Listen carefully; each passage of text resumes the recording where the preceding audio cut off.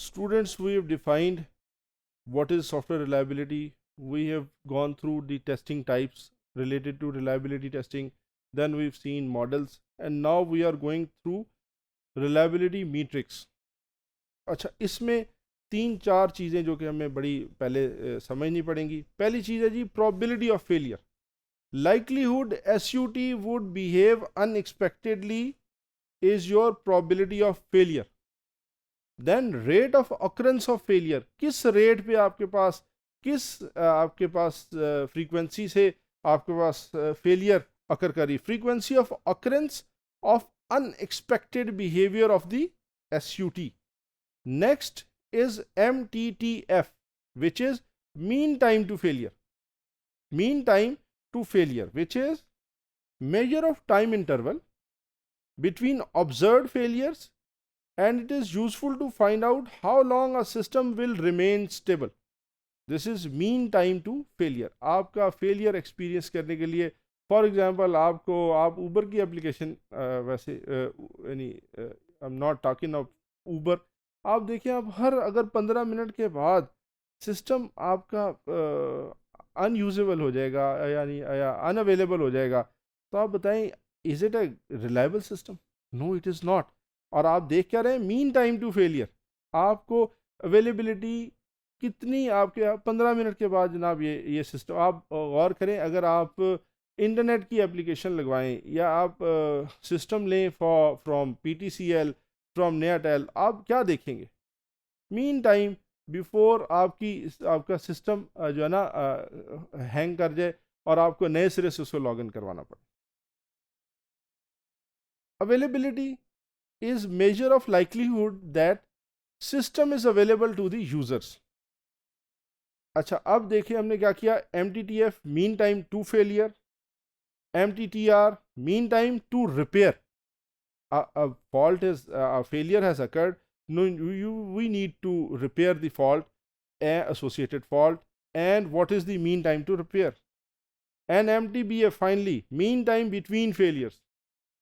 Between one failure and the other, what is the mean time?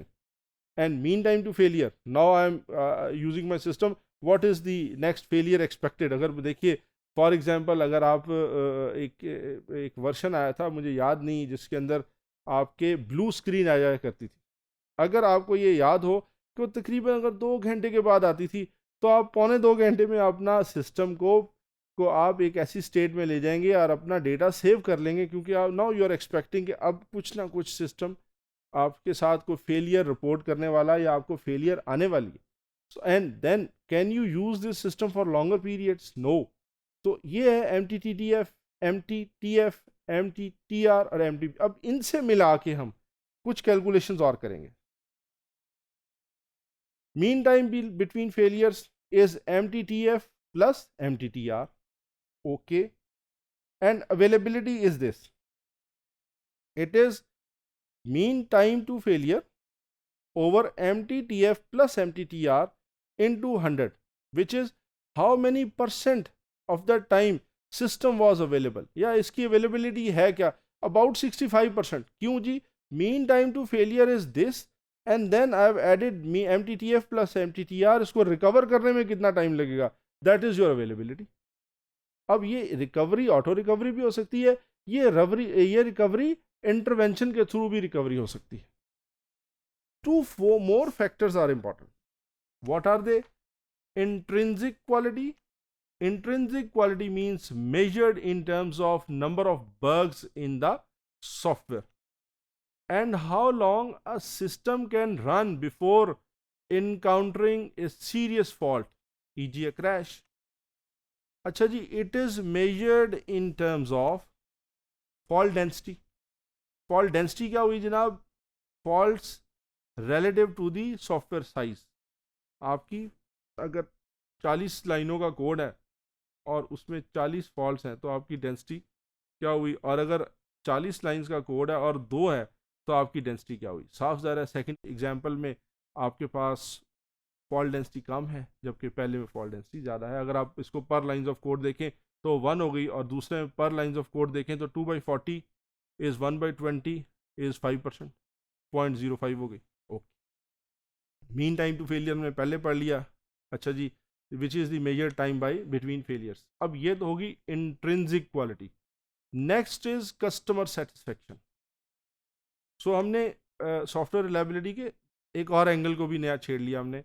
Measured in terms of customer survey data and the usability matrix. If you are collecting backend usability matrix, you can find out what is the customer satisfaction, and this is another measure of software reliability. For intrinsic, अब आप गौर कीजिए, जो मैंने देखा customer satisfaction, ये तो survey data आएगा, उसका एनालिसिस होगा, ये तो पहले क्लियर हो गया हमें। इंट्रिंसिक क्वालिटी कैलकुलेट कैसे करेंगे? We calculate fault removal effectiveness. और ये इंट्रिंसिक कौन सी है? ये वो है जनाब, faults are injected during different phases and at development cycle M। मेरे पास डेवलपमेंट साइकिल M था और उससे पहले का मैंने क्या किया, उसको कहा जी N है। तो faults escaped at N-1 plus faults injected in N plus minus removed in N। पहले में मेरे फॉल्ट्स कितने स्केप हो गए थे? I was not able to find out कि ये फॉल्ट था, और मेरा टेस्ट केस इतना स्ट्रॉन्ग नहीं था कि मैं उसे पकड़ सका। And then while fixing those faults जो कि मैंने रिपोर्ट कर दिए थे, उसमें से इतने फॉल्ट्स जो हैं वो इंजेक्ट हुए हैं while doing the bug fixing. Minus, अब जैसे अगर आपने 10 फॉल्ट पिछले साइकिल में आपने रिपोर्ट किए थे, उनमें से रिमूव हो गए हैं 10 के 10, लेकिन इंजेक्ट हो गए हैं 2। और पहले में 10 तो रिपोर्ट किए थे, 6 मैं रिपोर्ट नहीं कर पाया, मेरी टेस्टिंग इतनी स्ट्रांग नहीं थी। या it can be another case कि मेरा कोई टेस्ट केस था, वो किसी वजह से हो गया था, वेट स्टेट में चला गया था। अब उसके टेस्ट आपके जो फॉल्ट्स प्लस जितने इंजेक्ट हुए, जो कि हमने कहा 2, और फॉल्ट रिमूव हो गए, हमने कहा जी 100%। Okay, so this is eight faults, these are the faults at development cycle M। सो आपको चाहिए जनाब रिलायबिलिटी इंप्रूव करने के लिए फॉल्ट रिमूवल एबिलिटी कैलकुलेट करनी पड़ेगी। When use for early phases it is called fault removal effectiveness. अच्छा जी, when use for particular phase it is called phase effectiveness.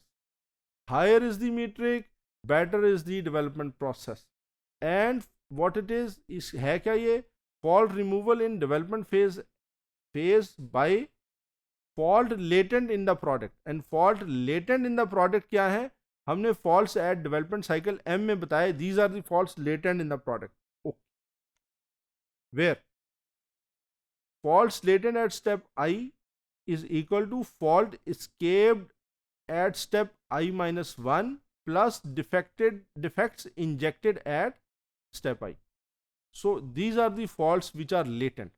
Okay, तो हमने ये देख लिया कि अब आप गौर करेंगे, हमने इन 2 स्लाइड्स में ये देखा कि आपकी जो सॉफ्टवेयर रिलायबिलिटी है, आपको against your test cases you are calculating kind of, और you are collecting data, and this data could be, जैसे हमने मॉडल्स में देखा कि या तो सारा का सारा हिस्टोरिकल डेटा के ऊपर बेस करके आप अपनी काइंड ऑफ इवेल्युएशन करेंगे, या आप पहले तो यूज़ करेंगे आप हिस्टोरिकल डेटा, देन आपका जो टेस्ट साइकिल फ्रेश डेटा आपका आ रहा है उसको भी आप यूज़ करेंगे। अगर आप उसको यूज़ करेंगे तो हमने ये कहा कि ये इंट्रिंसिक क्वालिटी का मेजर आपका कस्टमर सेटिस्फेक्शन नहीं है। कस्टमर सेटिस्फेक्शन के लिए आप सर्वे डेटा या यूजेबिलिटी मैट्रिक्स कलेक्ट करेंगे। अगर आप इंट्रिंसिक क्वालिटी की बात करें तो उसके लिए आपके पास ये हमने कैलकुलेशंस करने के लिए फॉर्मूलाज डिक्लेयर कर लिए। सो अब आपके लिए इंटरेस्टिंग क्या हो गया? Fault arrival pattern. ये गौर करें, हमने पिछली स्लाइड पे देखा कि fault arrival pattern, fault latent भी हमने देखा कि कौन से फॉल्ट थे, 2 तरह के फॉल्ट थे। एक कि मैं लास्ट साइकिल में ढूंढ ही नहीं पाया, दूसरा मैंने लास्ट साइकिल में जो मैंने फॉल्ट रिपोर्ट किए थे उनमें से आधे फॉल्ट तो फिक्स हो गए, आधे एक तो फिक्स ही नहीं हुए, बाकी जो नई जो फिक्स हुए उनसे भी नए फॉल्ट जनरेट हो गए। सो दैट इज, अब आपका फॉल्ट अराइवल पैटर्न आ गया कि जनाब पहले 10 थे, फिर 6 तो फिक्स हो गए, 6 और आ गए। दिस मीन्स 12 हो गए, तो आपकी कर्व नीचे आने की बजाय ऊपर चलेगी। अब इसको तो बेसिकली नीचे टच डाउन करना है टुवर्ड्स जीरो, और आपको वो टाइम चाहिए कि इस टाइम तक मैं ये कर लूँगा। Okay, positively correlates with false rate in the production environment and higher faults during testing rate shows what?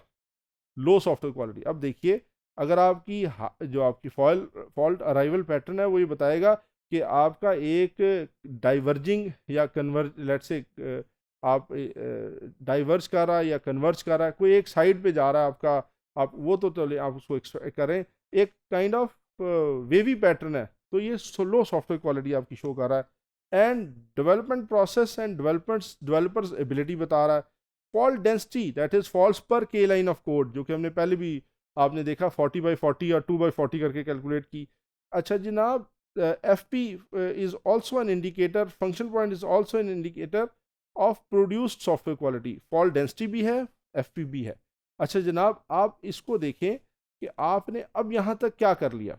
आपने ये देखा कि रिलायबिलिटी आप टेस्ट नहीं है, टेस्ट स्कोर है। दूसरा आपने ये देखा इसमें कि आपका सेवरल टाइप्स हैं आपकी रिलायबिलिटी टेस्टिंग की। तीसरा आपने देखा कि उसके सेवरल मीन्स हैं, सेवरल तरीके हैं, जिसमें आपने देखा कि टेस्ट रीटेस्ट था। फिर आपने देखा कि आप मीट्रिक्स कलेक्ट करेंगे, मीट्रिक्स कलेक्ट करके आप इसको ग्राफिकल या किसी फॉर्म में प्रेजेंट करेंगे। जब आप प्रेजेंट करेंगे तो आपको खुद भी पता लगेगा कि आप एक्सपेक्ट कर रहे थे 10 दिनों में ये सॉफ्टवेयर टेस्टिंग हो जाएगी, ये अगर इस फॉल्ट अराइवल पैटर्न को देखा जाए तो ये 10 नहीं 17 दिनों में होगी। सो आपके लिए टेस्ट डेटा जो कि हमने पिछले भी मॉड्यूल्स में इकट्ठा किया था, टेस्टिंग मीट्रिक्स लिए थे, ये बड़े इंटरेस्टिंग हो गए आपके लिए, ये बड़े अहम हो गए आपके लिए। आपको आपकी जो क्लोजर है, टेस्टिंग साइकिल क्लोजर, इसका आपको नेट सम पता लग गया कि ये कब होगी, ये अब होगी, यानी ये आप एक्सपेक्ट कर रहे थे कि अब होगी, ये अब नहीं होगी, ये थोड़ा बढ़ गया काम। तो अब ये चीज़ें हैं जो कि हमने इसके अंदर सॉफ्टवेयर। और दूसरा हमने ये देखा कि रिलायबिलिटी कैलकुलेशन है, ये डायरेक्ट टेस्टिंग नहीं है, ये क्या है, डेटा अबाउट टेस्टिंग है, जिससे आप कैलकुलेट करेंगे कि अब आपकी सिस्टम की ओवरऑल रिलायबिलिटी क्या होगी। And you require at the end of the day consistent system, you require a system where failures are not culminating in a very regular pattern, बहुत जल्दी जल्दी नहीं है। और आपको सिस्टम का यूजर्स व्यू क्या है कि they need high reliability systems।